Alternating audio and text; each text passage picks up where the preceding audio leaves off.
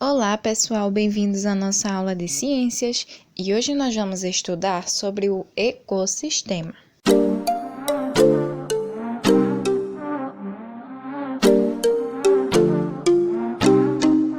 Para vocês entenderem o que é um ecossistema, eu tenho uma missão primeiro para vocês. Vamos observar a seguinte imagem.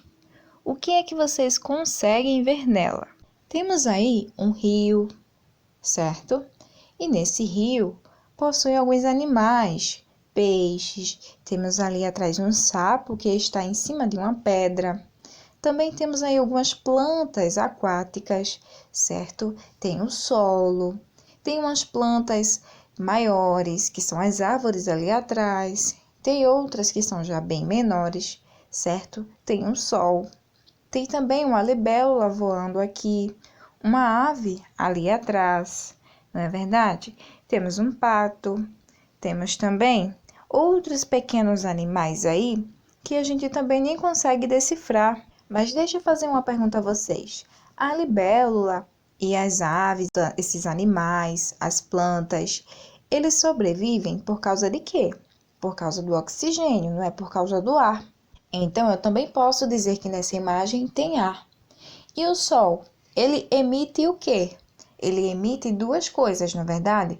Ele emite tanto a luz quanto também a temperatura, o calor. A água desse rio aí, desse lago, também é muito importante para os animais aquáticos, porque eles também tiram o oxigênio presente na água.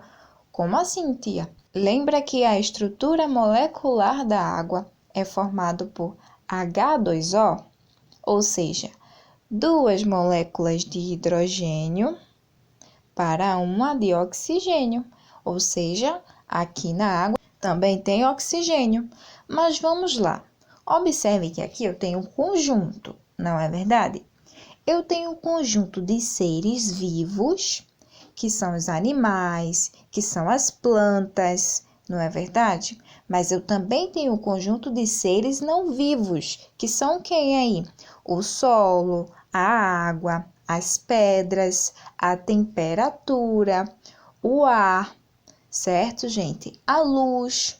E todos eles formam um conjunto de quê? Um conjunto de seres vivos e não vivos, certo? Mas só que um interage com o outro, um precisa do outro. Por exemplo, os seres aquáticos que vivem na água, os seres vivos, eles precisam de quê? Da água. Então, eu tenho um ser vivo, um componente vivo, que precisa de um componente não vivo, que é a água, certo? O ar, o oxigênio, todos os seres vivos, todas as plantas, certo? Precisa do ar. Então, temos aí a definição de um ecossistema. E o que é um ecossistema?